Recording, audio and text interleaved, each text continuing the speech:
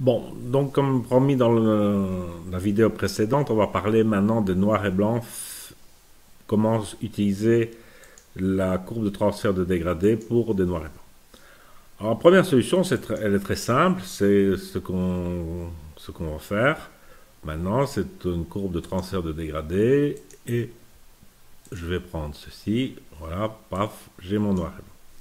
Et on peut également s'amuser à venir mettre des points comme on l'a vu tout à l'heure pour différentes choses.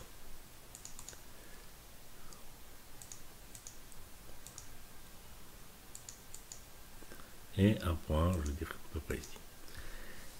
Et donc, de cette manière, si je fais ceci, je vais assombrir. Donc là, je vais éclaircir ou j'assombris mon image et j'assombris mon noir et blanc. Ceci, ce n'est basé que sur la luminosité, en aucun cas sur les couleurs. Et donc, c'est un peu. On peut faire le noir et blanc comme je viens de le faire, mais pour moi, il y a moyen d'améliorer encore le noir et blanc. Pour ce faire, je vais d'abord supprimer cette courbe et je vais commencer par aller faire une vibrance. Où, sincèrement, j'y vais. Donc, l'image ici. Alors, mon objectif, pourquoi je monte autant la vibrance? Parce que je vais faire ensuite un calque de réglage noir et blanc où en fait on joue sur les couleurs. Donc plus j'aurai de couleurs dans mon image, plus je saurai qu'il y aura des nuances dans mon noir et blanc. Très peu de vert dans cette image. Les cyans, je sais, il y en a un peu, mais pas beaucoup. Les bleus, oui, là, il y a plus. Donc je peux, vous voyez, on peut aller dans les bleus dans ce sens-là. Mais si je fais ça, il faut que il faut que je garde, je vais dire, un noir et blanc avec pas mal de contraste entre les zones.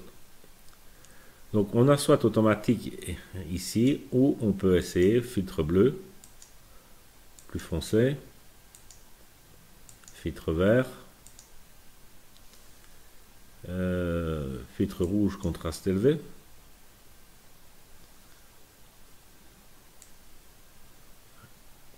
Je veux dire qu'on va partir sur cette image.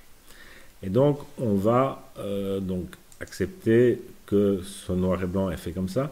Et au-dessus de ça, on va refaire une courbe de transfert de dégradé que je vais passer cette fois-ci en incrustation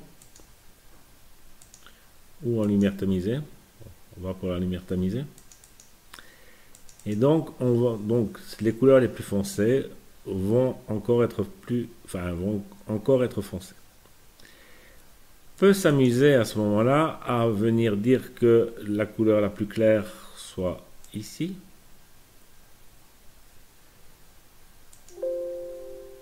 Ok. On va venir mettre quelque chose ici. Le milieu, on va le garder mieux. Et on va aller remettre une couleur ici qui est déjà assez claire. Voilà. Ok. Donc voilà le résultat que j'ai à ce moment-là. Rien ne m'empêche ensuite de m'amuser à soit vouloir foncer, soit éclaircir mon noir et blanc.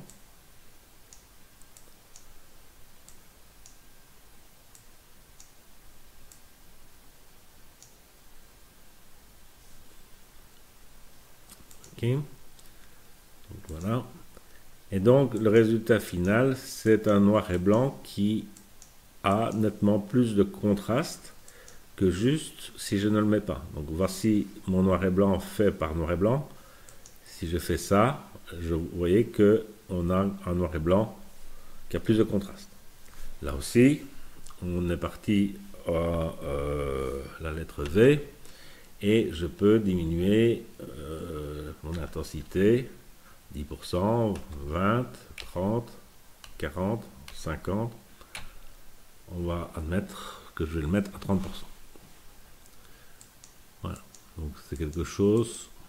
Il faut savoir qu'à peu près tous les réglages qu'on fait en tant qu'humain, on a toujours le même problème, c'est qu'on va trop loin. Donc l'opacité et le pouvoir régler l'opacité, en général, c'est très bien.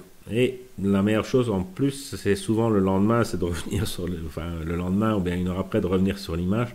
On se rend compte qu'on a souvent été un peu trop hard. Mais donc, remettre une courbe de transfert de dégradé, c'est très léger, mais ça permet je vais dire, d'accentuer ce noir et blanc et de le rendre un peu plus péchu.